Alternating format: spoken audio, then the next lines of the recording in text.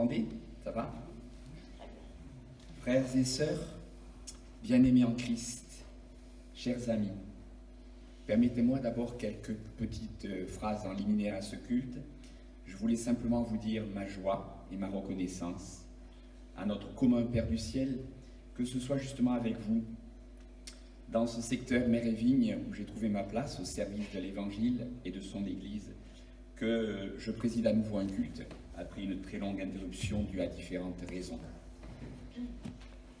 Ma sœur, mon frère en Christ ou en l'humanité, qui que tu sois, hôte de passage parmi nous, vacancier peut-être en séjour dans notre région à l'occasion des vacances de la Toussaint, ou alors habitué fidèle de ce lieu de culte, tu es ici chez toi, dans la maison de Dieu, notre Père, le Père de l'infini chérissement, le Dieu de Jésus-Christ, et c'est lui qui t'y accueille maintenant. Je vous invite à vous lever. À l'orée de ce temps de culte, laissons-nous accueillir et nous ouvrir à sa présence à travers ce poème d'Agnès Fragno que je vous dis maintenant. Ouverture du passage vers l'autre côté de la rive, porte déverrouillée à tout jamais, unique clé, l'amour incarné. Alors pour l'humanité, une invitation, celle de prendre la route, et pourquoi pas de marcher sur l'eau. Au-delà de soi, avancer, construire dans l'unité initiale avec l'eau de la terre, sur une fondation stable, en communion et avec l'argile. Beauté indescriptible, intense harmonie, perfection indicible, enceinte infinie. Entente irréfutable, contrat signé, accord conjugué. Présence journalière, lumière dans la nuit, ardeur, brasier, confiance, désert arrosé. Les minuscules se dessinent alors sur des airs de majuscules. Et nous prendrons le premier spontané de nos livrets liturgiques à la page 2 et 3. Réjouissons-nous au Seigneur.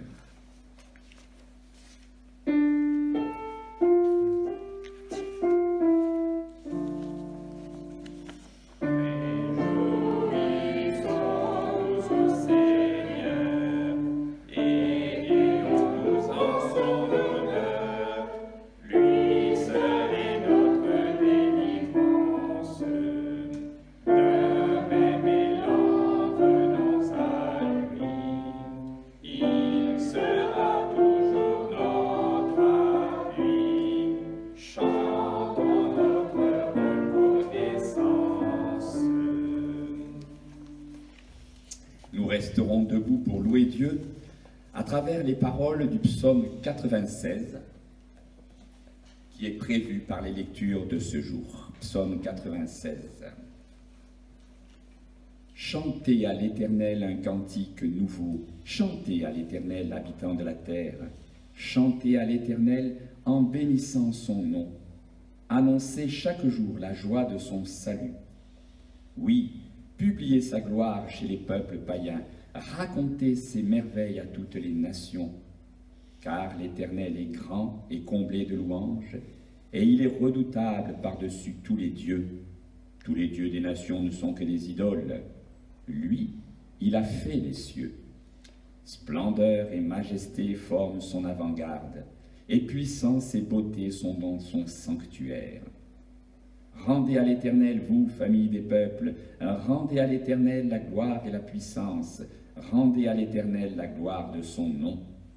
Apportez vos offrandes, entrez dans ses parvis, et là, prosternez-vous, adorez l'Éternel, paré de sainteté. Habitants de la terre, tremblez devant sa face, proclamez aux nations que l'Éternel est roi. Aussi le monde est ferme, il ne chancelle pas. Dieu gouverne les peuples, il juge avec droiture. Que les cieux soient en joie et que la terre exulte, que la mer se déchaîne jusqu'en ses profondeurs, que tressaillent les champs et tout ce qui s'y trouve, que les arbres des bois poussent des cris de joie devant Dieu, car il vient. Il vient juger la terre, Il jugera le monde selon des arrêts justes. Il jugera les peuples selon la vérité. Et je vous invite à poursuivre notre louange par le cantique dans nos recueils Alléluia, le cantique 1403, page 212-213. 1403, page 212-213, les strophes 1, puis 5 et 6, et puis 8. Strophes 1, 5 et 6 et 8. Cantique 1403, page 212-213.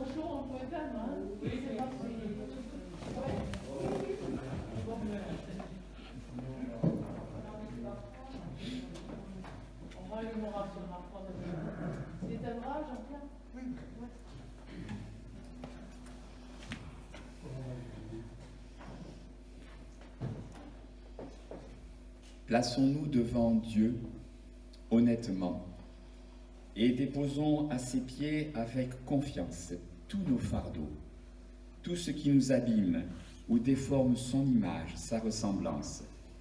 Prions. Puisque voici venu, Seigneur, le temps de perdre le temps en te le donnant, je voudrais que disparaisse de ma vie l'habitude ou la distraction, ce pli qui m'empêche de voir le vrai visage des hommes et des choses. Ouvre mes yeux, Seigneur. Prends ce cœur plus usé que la corde à la margelle du puits, ce cœur qu'ont durci les déceptions et les échecs. Nous avons oublié tous ces gestes d'amitié, de solidarité, ces fleurs merveilleuses jetées sur notre route. Il est triste de penser qu'il faut parfois attendre un deuil ou une épreuve pour découvrir la sympathie de ceux qui nous entourent. Ouvre mes yeux, Seigneur. Quand la fatigue me surprend et que je me traîne sur les chemins, fais-moi comprendre la grandeur des petites choses que je recommence chaque jour. Montre-moi la place unique où tu m'as placée pour bâtir ton royaume et donne-moi le goût de la tenir avec assurance. Ouvre mes yeux, Seigneur. Et quand viendra le messager du roi, ouvre mes yeux pour que je lise enfin sur mon livre de vie tout ce que je ne savais pas encore de toi et que j'aurais dû savoir si j'avais toujours gardé un regard d'enfant. Amen. En restant assis, nous prendrons le deuxième spontané, pages 4 et 5 du livret liturgique au Seigneur, Maître du temps. Pages 4 et 5.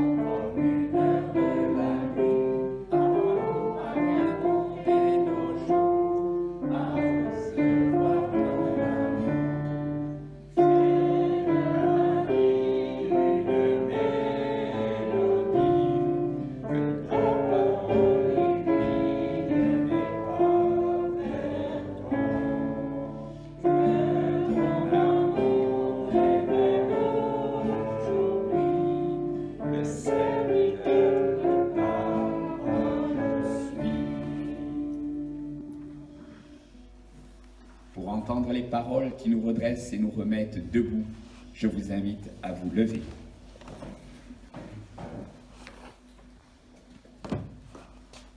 Entre dans la danse, entre dans la nuit, avance ton pas pour ce qui vient. Tu me trouveras là où brille ta misère, où se cachent tes pleurs. C'est là que je me tiens, c'est là que je te tiens. Quand l'étouffement domine, tu sentiras passer la brise, tu verras fissurer les angoisses. Je suis cet air-là, le souffle qui passe au travers des ombres. Entre dans la danse, entre dans la nuit, viens poser ce que tu es, viens puiser ce que je suis. Quand l'artifice est abandonné, quand l'humilité dépose l'orgueil, sois-en sûr, Dieu est passé. Nous chanterons notre reconnaissance à la page 6 de notre livret liturgique, « Ô ma joie, mon espérance ».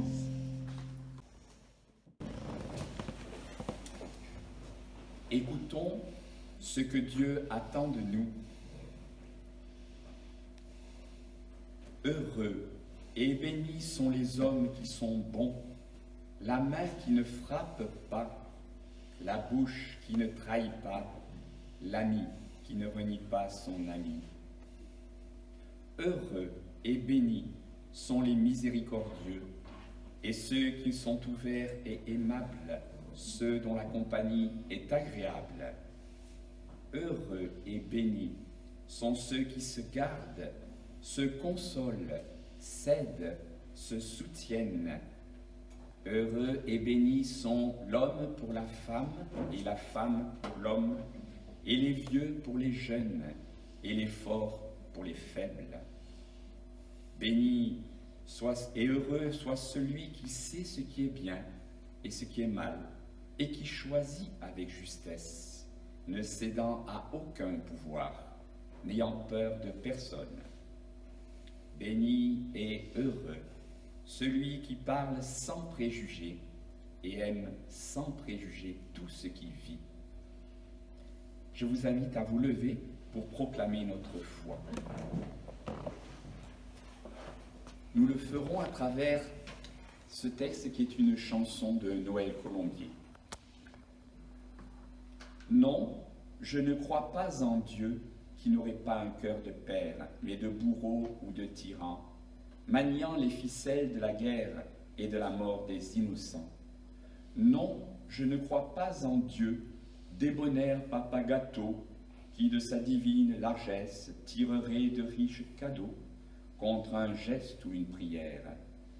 Non, je ne crois pas en Dieu, gendarme moralisateur, qui emprisonnerait nos vies et enchaînerait nos bonheurs derrière des barreaux d'interdits. Non, je ne crois pas en Dieu qui pardonnerait la richesse étalée devant la misère des autres en échange de quelques promesses, d'un peu d'aumône ou de pitié. Non, je ne crois pas en ce Dieu-là. Mais quand tu me dis qu'il s'est fait petit enfant, et puis mendiant d'amour, devant nos portes fermées, quand tu me dis qu'il est mort sur une croix, qu'il est mort pour moi, alors oui, je crois.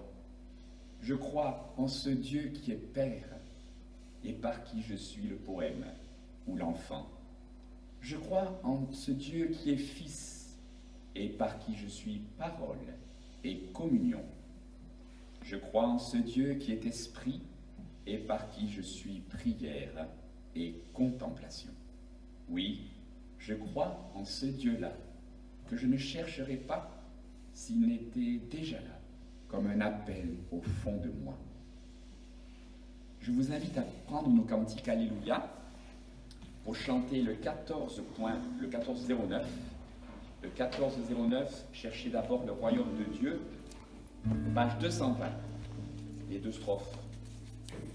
Alors vous remarquerez que le refrain est indiqué au-dessus de la mélodie, mais on peut le chanter après chaque strophe.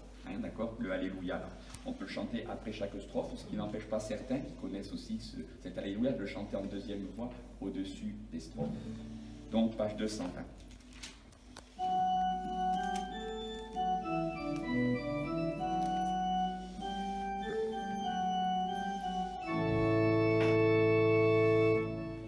Cherchez d'abord le royaume de Dieu et sa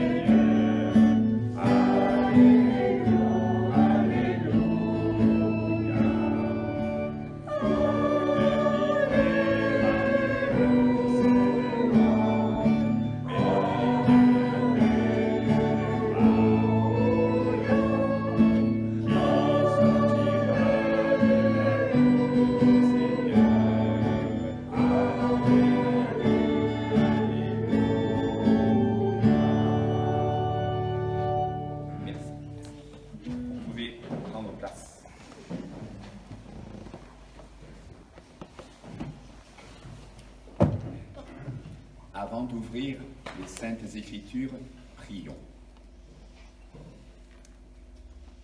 Seigneur, le temps me bouscule et me presse. L'urgence parfois m'arrache à toi, à moi et aux autres. Apprends-moi la rigueur de la prière, du silence devant toi. Rappelle-moi que le temps pour toi, c'est du temps fructifié pour les autres et pour moi-même et pour le monde. Je ne veux pas prendre le chemin facile de mes seuls désirs, mais dans ce qui me bouscule, je veux savoir y lire ta parole et y vivre ta présence. Seigneur, le temps que je te donne, le temps non pas du faire, mais de l'être, c'est l'espace que je laisse pour ta présence. Que notre intelligence ne soit pas un piège pour déformer ta parole, et que notre liberté nous conduise devant toi, où surgit cette parole. Écoute Israël, le Seigneur est notre Dieu, le Seigneur est un. Amen. Je vous lirai d'abord, aujourd'hui, dans le Premier Testament, chez le prophète Jérémie, au chapitre 20 de ce prophète Jérémie, les versets 7 à 9. Jérémie 20, 7 à 9. Tu m'as séduit, Éternel, et je me suis laissé séduire. Tu m'as saisi et tu as vaincu, et je suis chaque jour en dérision. Tout le monde se moque de moi. Car toutes les fois que je parle, il faut que je crie, que je proclame violence et dévastation. Et la parole de l'Éternel est pour moi un sujet de déshonneur et de risée toute la journée. Si je dis, je ne ferai plus mention de lui, je ne parlerai plus en son nom, il y a dans mon cœur comme un feu brûlant retenu dans mes os. Je me fatigue à le contenir et je ne le puis. Je lirai ensuite dans le Second Testament, dans l'épître de Paul aux Romains, au verset 12 de cette épître de Paul aux Romains, les deux premiers versets du chapitre 12. Romains 12, versets 1 et 2. Je vous exhorte donc, frères, par les compassions de Dieu, à offrir vos corps comme un sacrifice vivant, saint, agréable à Dieu, ce qui sera de votre part un culte raisonnable. Ne vous conformez pas au monde présent, mais soyez transformés par le renouvellement de l'intelligence, afin que vous discerniez quelle est la volonté de Dieu, ce qui est bon, agréable et parfait. Et puis je vous lirai dans le Second Testament aussi, mais dans l'évangile de Matthieu, au chapitre 16, les versets 21 à 27 que nous méditerons ensuite. Matthieu 16, 21 à 27.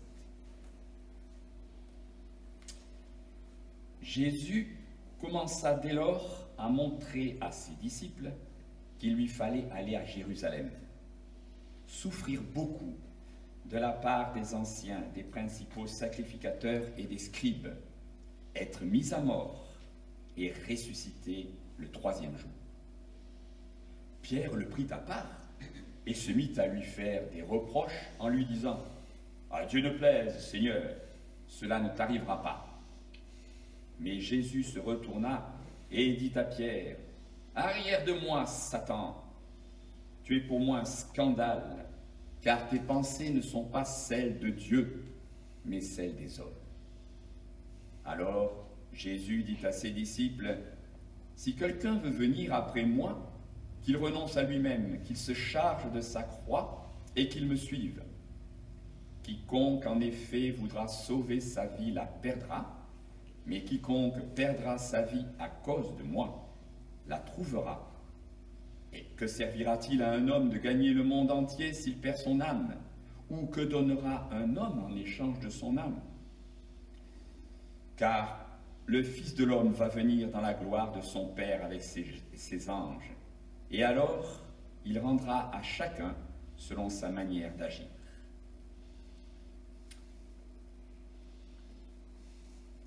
Je vous invite à rester assis, mais à prendre dans nos spontanés, à la page 7, le petit spontané de la page 7, que le flambeau de ta parole en restant assis.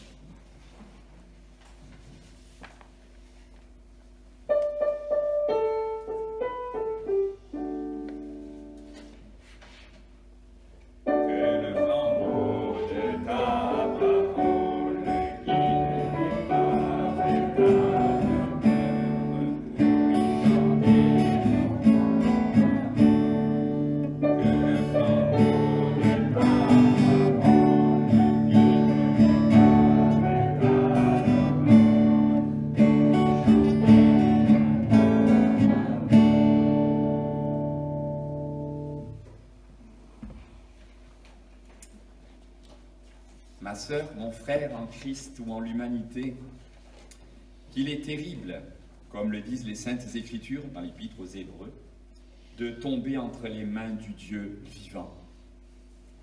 La péricope que nous venons de lire en Saint Matthieu, chapitre 16, versets 21 à 27, en est une criante illustration.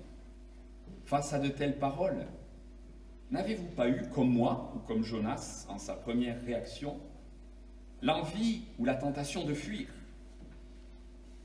Et si au lieu de fuir, nous nous laissions honnêtement interroger, voire bousculer ou même blesser, transpercer jusqu'au cœur par le glaive de la parole de Dieu, plus acérée qu'une épée à double tranchant.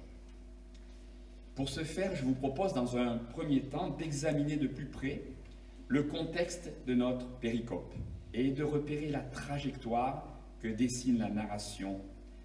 D'autant plus que cette trajectoire est semblable dans les trois évangiles synoptiques qui rapportent cette péricope. Matthieu, que je vous ai lu, Marc et Luc. Et bien sûr, cette unanimité de nos trois récits synoptiques ne saurait être un hasard et remonte peut-être même aux origines des traditions orales, des premiers témoins et des premières communautés se réclamant du Christ. Dans ces trois péricopes, dans ces trois récits, notre passage qui voit Jésus annoncer pour la première fois, ouvertement, à ses disciples ébahis, sa passion et sa résurrection à venir, annonce qui sera suivie dans les trois synoptiques par deux autres annonces souvent plus précises et plus détaillées. Donc cette première annonce, est enchâssée entre, avant, la superbe confession de foi de Pierre, cri jaillit de son cœur, illuminé par l'Esprit. Tu es le Christ, le Fils du Dieu vivant. Et après, la resplendissante lumière de la transfiguration que nous pouvons lire au chapitre 17, par exemple, de Matthieu, dans les versets 1 à 9. La trajectoire ainsi mise en valeur va d'un premier sommet de la foi à un point culminant de la révélation, mais en passant par l'abîme infini de notre péricope.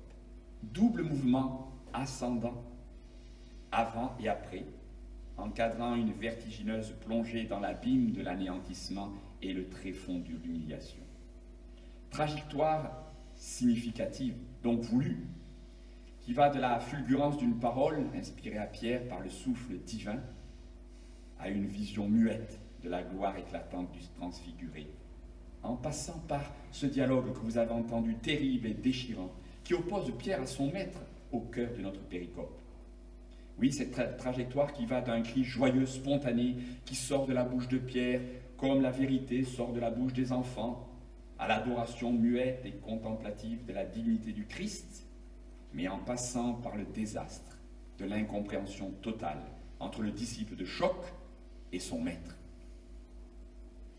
Trajectoire éminemment et évidemment symbolique, d'autant plus qu'elle a pour protagoniste un disciple dont le nom même, ou plutôt les nominations successives du bien nommé Pierre par son maître, permettent un jeu de mots. Et pour une fois, le français est à peu près aussi riche que le grec.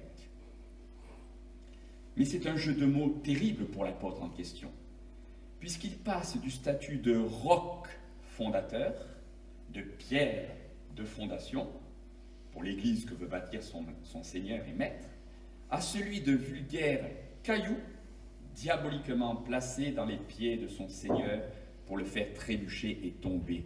C'est le sens du mot scandalon en grec, le caillou qui fait trébucher.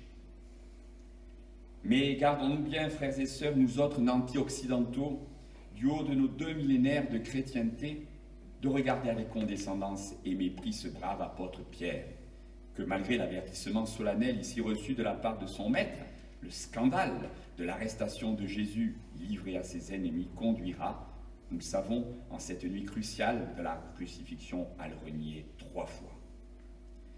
Car il nous faut bien reconnaître qu'à notre époque passablement déchristianisée et dans nos pays terriblement sécularisés, ce n'est plus le port d'une croix autour du cou, fût-elle huguenote, qui n'a rien à voir, avouons-le, avec l'instrument de torture que les Romains infligeaient à leurs esclaves, la croix.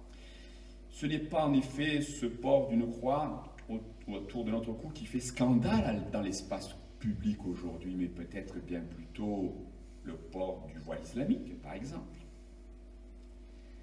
Si nous voulons alors retrouver dans notre société actuelle un peu du caractère scandaleux, subversif, explosif de la croix et de la crucifixion de Jésus, il nous faut regarder le texte de plus près et en particulier nous arrêter un moment sur les paroles même du Christ annonçant pour la première fois sa passion, et tout spécialement les premiers mots, tels que nos traductions habituelles les traduisent.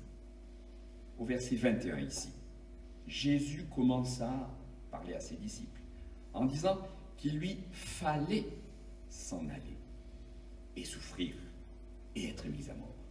Qu'il lui fallait.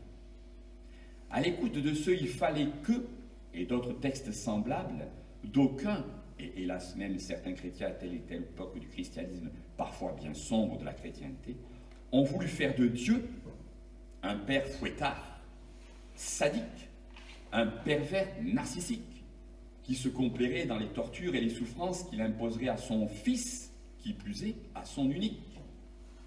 Or, le recours au texte grec original de ces paroles interdit absolument une telle interprétation. Tout comme l'expression grecque ici traduite par « il fallait » ou « il faut », invalide 2 autres interprétations possibles. D'abord, celle qui ferait de la passion-résurrection du Christ une fatalité, un implacable destin, ou alors encore, un processus inévitable dont on ne puisse pas un instant envisager qu'il ne se produira pas. Non, ici le mot grec utilisé désigne le fait d'avoir besoin de quelque chose pour combler un manque, ou encore de répondre à une demande qui exprime un manque, d'où la traduction meilleure « il convient que ».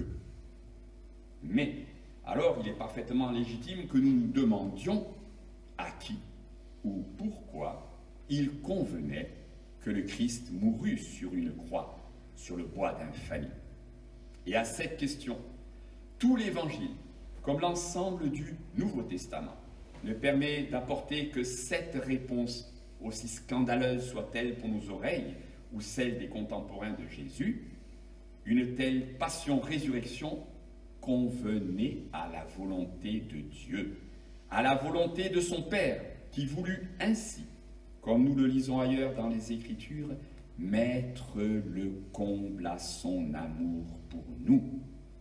Et si nous voulons mesurer jusqu'où est allé un tel amour agapé, alors relisons avec crainte et tremblement, effroi même peut-être, le sommaire que nous en trouvons en 1 Corinthiens 13. Un amour agapé en 1 Corinthiens 13 que seul justement Jésus a su vivre jusqu'au bout.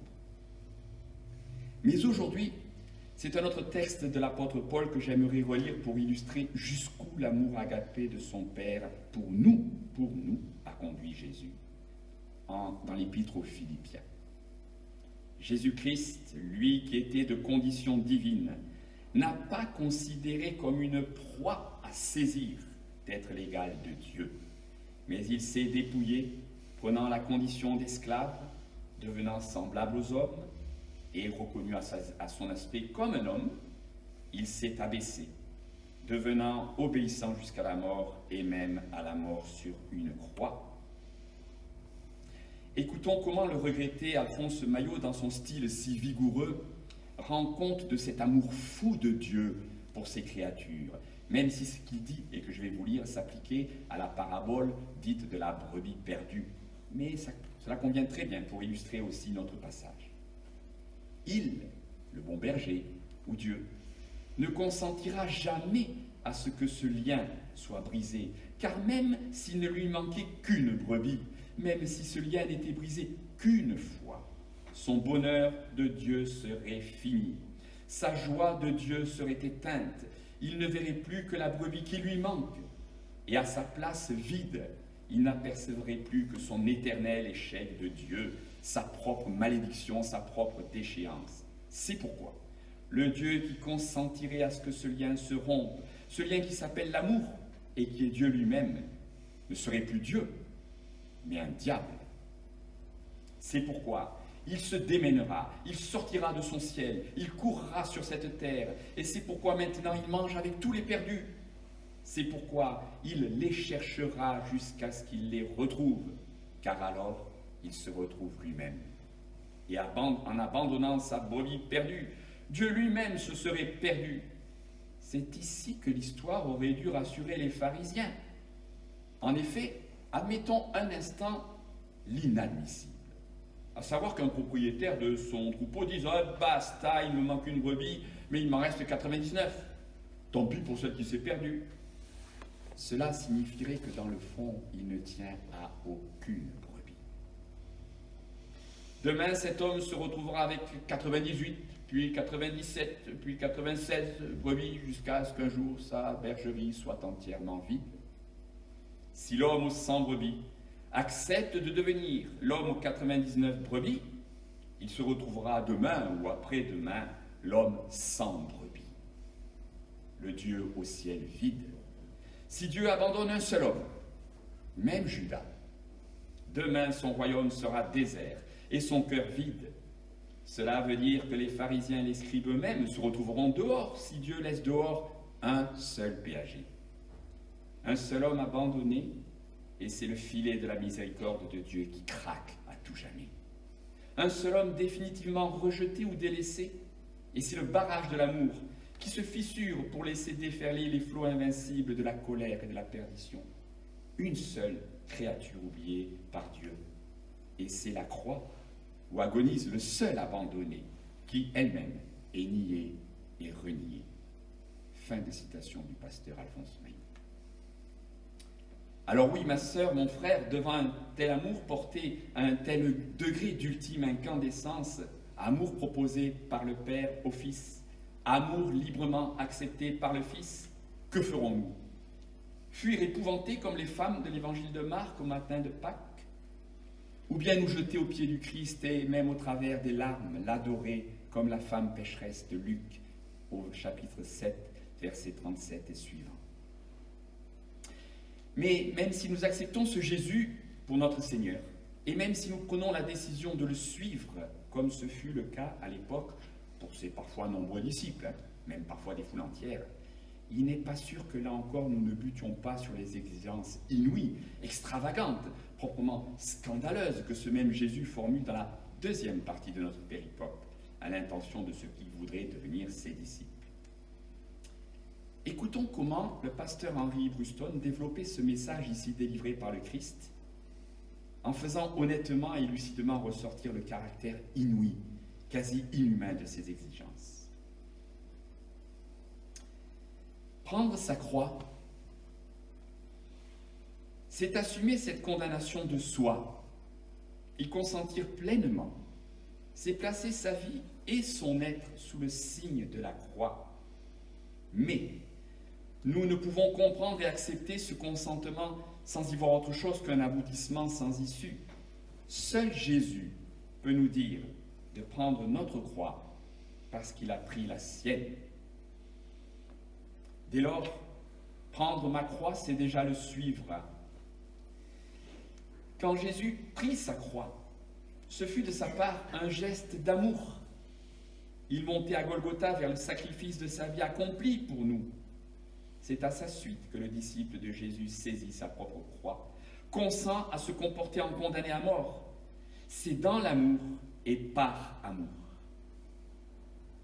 Le chrétien ne se sacrifie pas pour devenir meilleur, pour avoir bonne conscience, pour s'assurer la vie éternelle. Il prend sa croix dans un sursaut de joie et d'amour, car en suivant son maître, il pourra donner son cœur, son temps, ses forces, ses biens aux autres. Il va pouvoir se donner, s'effacer, pour que d'autres vivent de l'amour qui emplit son cœur. Fin de citation. Oui, diras-tu peut-être, ma sœur, mon frère, mais une telle abnégation ne peut convenir qu'à une élite. Des super chrétiens, des Saint Paul, des Saint Pierre, des Martin Luther King, des Marie Durand, par exemple. Mais pas d'obscurs chrétiens de base comme moi. Non, non, le prix à payer est trop exorbitant. Ces exigences sont invivables. En es-tu si sûr, ma sœur, mon frère?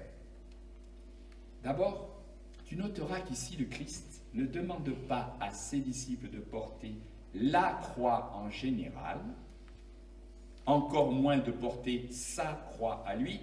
Non, il est demandé à chacun de porter sa croix, pas celle d'un autre. Donc, une croix différente selon les individus. J'allais dire une croix individualisée, personnalisée, c'est-à-dire adaptée à l'être profond de chacun et chacune d'entre nous.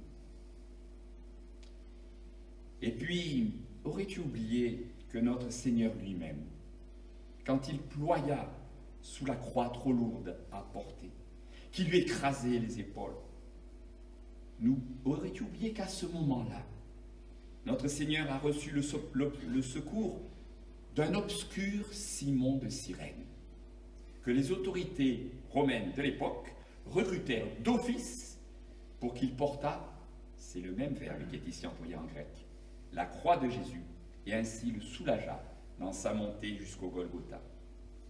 Mais il y a, frères et sœurs en Christ, encore plus encourageant en la matière. Et cette découverte encourageante, je la dois aux profondes méditations du pasteur Daniel Bourguet, qui nous invite à mettre en rapport l'injonction du Christ à porter la croix, quand nous venons devenir son disciple, avec cette autre injonction que nous pouvons lire en Matthieu, au chapitre 11, versets 28 et 30, et que je vous relis maintenant. Venez auprès de moi, vous tous qui êtes fatigués et chargés, et je vous donnerai le repos. Portez mon joug sur vous, et apprenez de moi que je suis doux et humble de cœur, et vous trouverez le repos pour vos âmes, car mon joug est doux et mon fardeau léger. Vous avez entendu ici le même verbe, porter le joug. C'est le même qui en grec est employé pour porter votre croix. Je cite maintenant Daniel Bourguet. Cependant, la première différence entre le joug et la croix, c'est le possessif qui les qualifie. Mon joug et votre croix. La seconde différence, c'est que le joug se porte à deux, alors que la croix se porte seule. Cela fait même partie du supplice que de porter seul sa croix jusqu'au bout. Ce fameux supplice atroce que les Romains avaient imaginé pour punir leurs esclaves.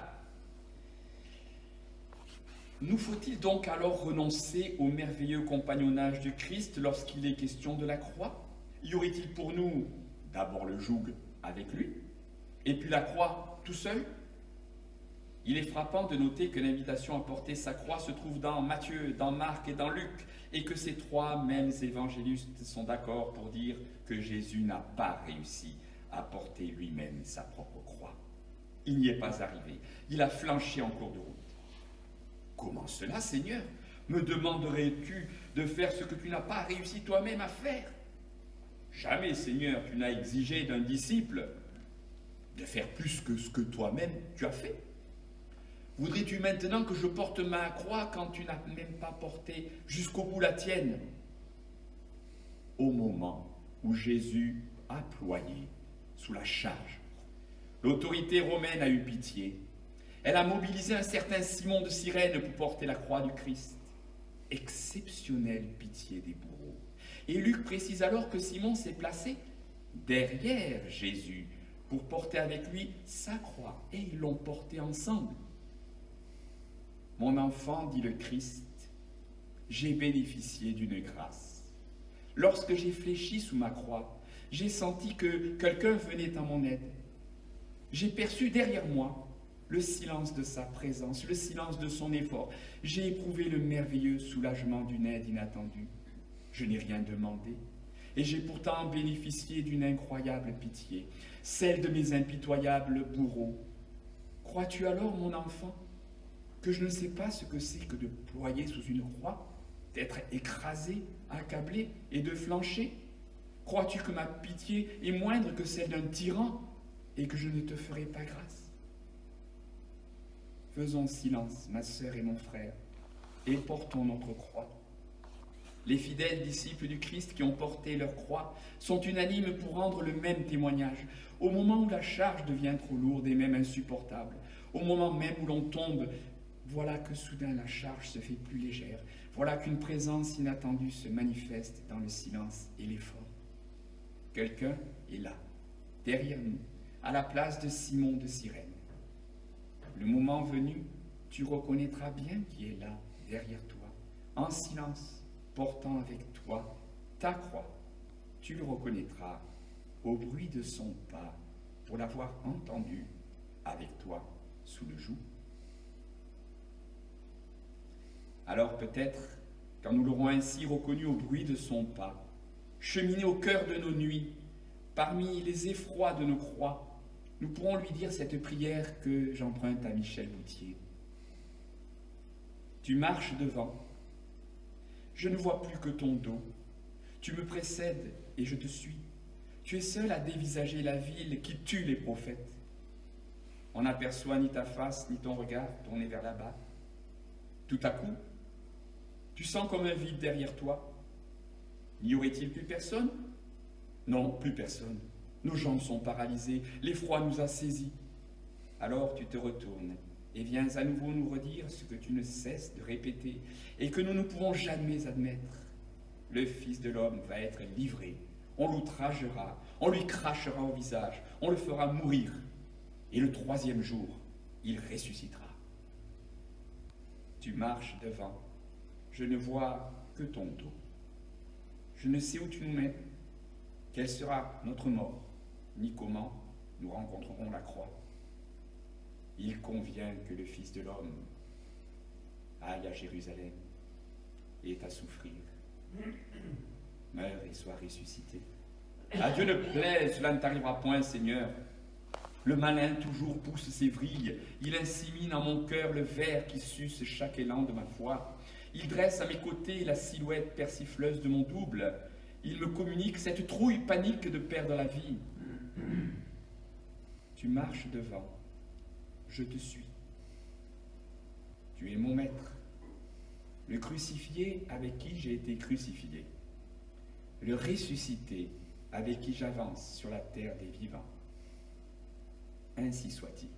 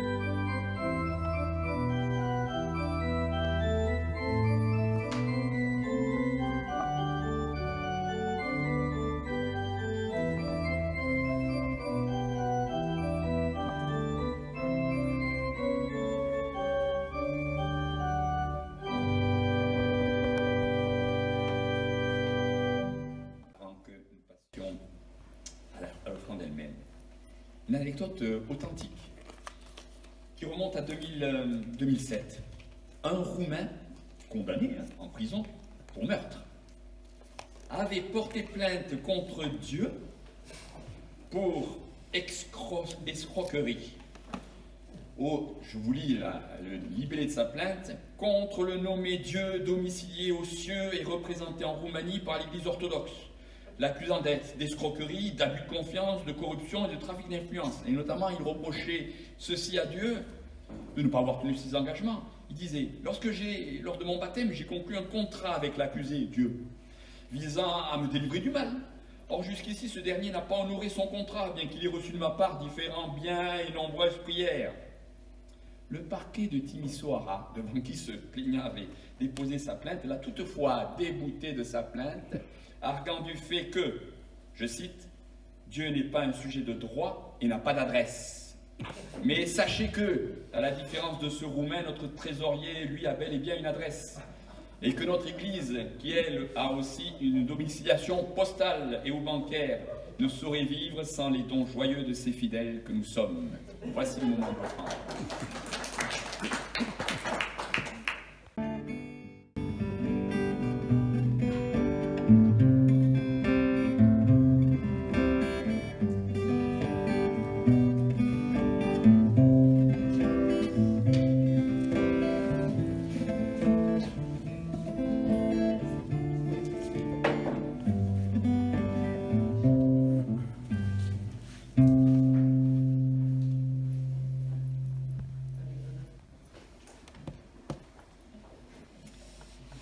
Unissons-nous dans la prière d'intercession. Seigneur, toi que nous confessons tout-puissant, mais qui en Jésus-Christ s'est révélé humble et tout proche de nous, bénis nos sentiments d'impuissance face à tout ce qui défigure ta création, habite nos colères et nos découragements face aux injustices, éclaire nos intelligences et ouvre nos cœurs. Inspire-nous chaque jour les paroles qui mettent des mots sur ce qui fait mal et les paroles pour guérir. Et nous te nommons dans le secret de nos cœurs maintenant toutes celles et ceux qui souffrent de quelque mal que s'appelle leur souffrance et qui ont demandé le secours de nos prières.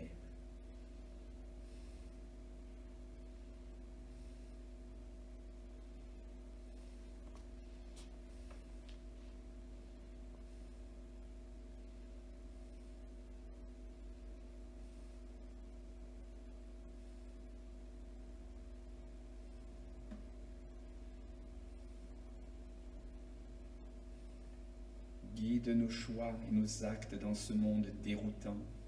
Garde-nous de l'indifférence face à ce qui défigure l'humanité que tu as créée, et notamment en ce moment, face à ce déferlement de barbarie. Seigneur, suscite en nous de saintes colères et un amour agissant pour que ton règne vienne. Et nous rassemblons toutes nos prières en te disant ensemble, notre Père qui es aux cieux, que ton nom soit sanctifié, que ton règne vienne, que ta volonté soit faite sur la terre comme dans le ciel. Donne-nous aujourd'hui notre pain de ce jour. Pardonne-nous nos offenses, comme nous pardonnons aussi à ceux qui nous ont offensés. Et ne nous mets pas dans la tentation, mais délivre-nous du mal. Car c'est à toi qu'appartiennent le règne, la puissance et la gloire pour les siècles des siècles. Amen. Je vous invite à vous lever pour écouter les paroles d'envoi et de bénédiction. Mon frère, écoute-moi. C'est vrai, tu te sens bien impuissant, tu es fatigué de tout et surtout de toi-même. Mais souviens-toi, quelque part dans le vieux livre, il est écrit « Va avec la force que tu as ». N'est-ce pas Dieu qui t'envoie? Tu n'as que la force que tu as, mais va quand même. Cette force t'est donnée par celui qui met en mouvement le soleil et les autres étoiles. Elle doit te suffire, elle te suffira. Il te faut apprendre à être pauvre et à marcher avec peu. Il te faut croire avec peu de foi, espérer avec peu d'espérance et aimer avec peu d'amour. La plante doit apprendre à pousser là où elle a été semée et avec ce qu'elle a. Elle ne choisit pas le terrain, mais elle l'utilise. Certes, c'est vrai, elle ne peut pas changer le monde, mais la plus humble pâquerette peut fleurir son arpent de terre. Prépare ta journée de demain comme si c'était la dernière que tu aies à vivre sous le soleil. Alors, elle sera peut-être la première d'une vie nouvelle. Tu as peu de possibilités, certes, mais elles te suffisent. Pose la pierre, Dieu construira la maison. Sème ta graine, Dieu la fera pousser. Pense le blessé, Dieu le guérira. Alors un jour, peut-être bientôt, la porte entr'ouverte de ta maison laissera passer tant de silence qu'il recouvrira les amertumes du pur, tant de lumière qu'elle envahira les ombres et les tristesses, et tant d'amour qu'il n'y aura plus ni cri, ni clameur, ni souffrance. Ma sœur, mon frère, mon ami, l'Éternel t'a pris en affection. Le jour, il t'accorde sa bienveillance. La nuit, son cantique t'accompagne. C'est pourquoi l'Éternel te bénit pour toujours. Sur la paume de ses mains, il a gravé ton nom. Comme un abri pour toi, il déploie ses ailes. De sa tendresse, comme d'un bouclier, il t'enveloppe. L'Éternel te gardera de tout mal. Il gardera ton âme. Il gardera ton départ et ton arrivée, dès maintenant et à jamais. Amen. Et nous chanterons le dernier spontané, pages 12 et 13 de notre livret liturgique. Pages 12 et 13.